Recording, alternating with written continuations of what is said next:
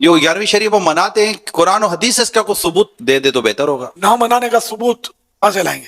یعنی کسی چیز کا منع نہ ہونا یہ اس کے جائز ہونے کی دلیل ہے. حضرت سیدنا عبداللہ ابن مسعود رضی اللہ تعالی عنہ فرماتے ہیں وَمَا رَآهُ الْمُسْلِمُونَ حَسَنًا فَهُوَ عِنْدَ اللَّهِ حَسَن، اور جس شے کو مسلمان اچھا سمجھے وہ اللہ کے یہاں بھی اچھی ہوتی ہے. اب یہاں کون سے مسلمان اچھا سمجھے؟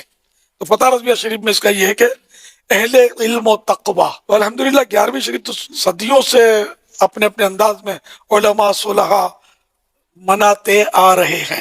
اس لیے وہ ہر چیز کے لیے یہ کہنا کہ اس کا ثبوت میں صحیح کہتا ہوں، یہ اصول ثبوت یہی ہے کہ کسی شے کے عدم جواز کی دلیل نہ ہونا خود دلیل جواز ہے، ورنہ تو آپ قدم بھی نہیں اٹھا سکتے. لینتر کی مسجدیں کہاں ہوتی تھی اس دور میں؟ کارپیٹ کس طرح کے بچھتے تھے؟ پکی چھتیں کہاں تھی؟ مسجد نبوی شریف کی بھی کوئی اس طرح کی پکی چھت تھوڑی تھی اس دور میں. اب جو سونے کے قندیل لگے ہوئے مسجد نبوی شریف میں، ان کو جا کے بولو کہ کس حدیث سے تم نے نکالا کہ اربوں روپے کا سونا یہاں لٹکایا ہوا ہے؟ صحیح ہے، ہم تو جائز بولتے ہیں. یہ اربوں روپے کا مطلب غلاف ہر سال لگتا ہے کعبہ شریف پر. کعبہ شریف کا غلاف تو ہے، اس کی تو پرانی تاریخ ہے، لیکن مطلب ہے کہ اتنا قیمتی ہونا اسی انداز کا لگاؤ. تمہارا لیے کہ جس کو منع نہیں کیا شریعت نے وہ جائز ہے، تو یہ کعبے کو غلاف دینا قیمتی تعظیماً بالکل جائز ہے. اربوں نہیں خربوں روپے کا ہو تب بھی جائز ہے. دنیا بھر کا سونا مسجد نبوی شریف میں اگر خوبصورتی کے لیے لگا لیا گیا تو ناجائز کون کہے گا؟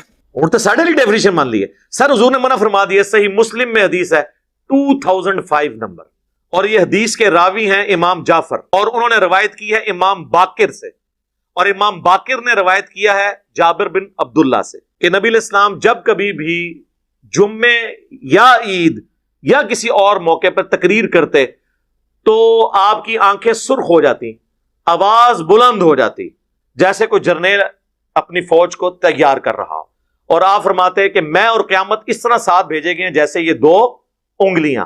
اور پھر آپ کہتے اما بعد فإن خیر الحدیث کتاب اللہ وخیر الہدی ہدی محمد صلی اللہ علیہ وآلہ وسلم وشر الامور محدثاتها وکل محدثۃ بدعہ وکل بدعۃ ضلالہ وکل ضلالۃ فی النار. کچھ الفاظ جامعہ ترمذی میں ہیں، کچھ سنن نسائی میں. آگاہ ہو جاؤ، سب سے بہترین کلام اللہ کی کتاب ہے، سب سے ہدایت یافتہ راستہ محمد صلی اللہ علیہ وآلہ وسلم کا ہے، اور سب سے بدترین کام وہ ہیں جو دین میں خود داخل کر دیے جائیں، اور وہ تمام کام گمراہیاں ہیں، اور تمام گمراہیاں دوزخ میں لے جانے والی ہیں. تو حضور نے منع ہی کر دیا نا کہ محمد صلی اللہ علیہ وآلہ وسلم کا طریقہ بہترین طریقہ ہوگا، اور بدترین کام وہ ہیں جو دین میں داخل کر دیے جائیں خود سے.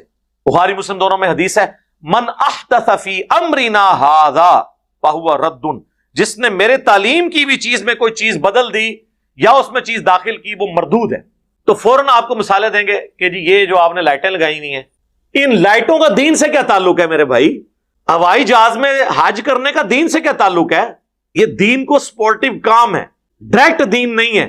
ڈائریکٹ دین اس وقت ہوں گے جب آپ کہیں گے جو ہوائی جہاز پہ جائے گا اس کا حج ہوگا، جو نہیں جائے گا اس کا نہیں ہوگا. آپ بے شک گدھے پہ جائیں، آپ بے شک پیدل جائیں، یہ دین کو سپورٹیو چیز ہے. کیمرے میں ریکارڈنگ دین کو سپورٹیو چیز ہے. نماز پڑھتے ہوئے کوئی کہتا ہے اوپر اس قالین کے اور سامنے اس اے سی شریف کے، کہتا ہے، اور نیچے سیلنگ شریف کے، اور منہ طرف خانہ کعبہ شریف کے، یہ کو کہتا ہے؟ تو یہ دین نہیں ہے، دین کو سپورٹیو چیز ہے. تو حضور نے ان چیزوں سے تو منع نہیں کرنا تھا نا. وہ تو قرآن میں آیا کہ اپنے گھوڑے تیار رکھو، سورۃ الانفال میں آیا کہ اپنے گھوڑے تیار رکھو جنگ کے لیے. تو آج کے دور میں جب آپ یہ بات کریں گے تو اس سے مراد یہ ہوگا کہ آپ نے لیٹسٹ اسلحہ تیار رکھنا ہے، یہ تو نہیں گھوڑے تیار رکھنے ہیں. وہ تو جنرل بات ہوتی. تو یہ تمام چیزیں ہیں دین کو سپورٹنگ. اس کے بارے میں الگ حدیث ہے، وہ صحیح مسلم میں ہے کہ جس نے اسلام میں اچھا طریقہ جاری کیا، جتنے لوگ اس پہ عمل کریں گے اس کا ثواب اسے ملے گا، اور جو عمل کر رہے ہوں گے ان کے عمل میں بھی کمی نہیں ہوگی، اور جو اسلام میں برا طریقہ جاری کرے گا اس کا وبال اس پہ ہوگا. اور انہوں نے وہ الفاظ ہیں سنتن حسنتن، بدعت حسنہ نہیں ہے، سنت حسنہ ہے. اور وہ حدیث پوری بیان کریں تو آپ کا مسئلہ بھی حل ہو جائے گا. پوری حدیث یوں ہے کہ نبی علیہ السلام نے کچھ نیو مسلم آئے جن کے چہرے پر بھی غربت کے آثار تھے. نبی علیہ السلام نے مسجد میں ممبر لگوا کے خطبہ دیا. آپ نے پھر قرآن پاک کی مختلف آیات تلاوت کی جن میں صدقہ اور خیرات کی ترغیب دلائی گئی. اینڈ پہ آپ نے کہا کہ اللہ کی راہ میں صدقہ کرو. ایک انصاری اپنے گھر گئے اور وہ اپنے گھر سے کافی سارا سامان ایک تھیلے میں اکٹھا کر کے، اور صحابہ کرام کہتے ہیں کہ وہ بڑی مشکل سے اس کو اٹھا کے لایا، گھسٹتا ہوا، لا کے مسجد کے صحن میں رکھا، تو حضور علیہ السلام کا چہرہ مبارک اس طرح چمک اٹھا جس طرح کے سورج اور سونا، کیونکہ اس کی وجہ سے باقیوں کو بھی جیب ڈھیلی کرنے کی ترغیب ملی۔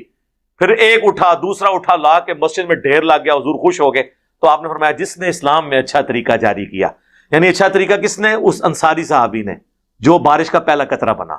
یہ آدھی حدیث لے کے اچھا طریقہ اور اسے پکڑ کے جو ہے وہ اپنے 12 ربیع الاول کے جلوس، کوئی اپنے 10 محرم کے جلوس، کوئی اپنے 1 محرم کے جلوس حلال کرنے شروع کر دیتا ہے۔ خدا کے لیے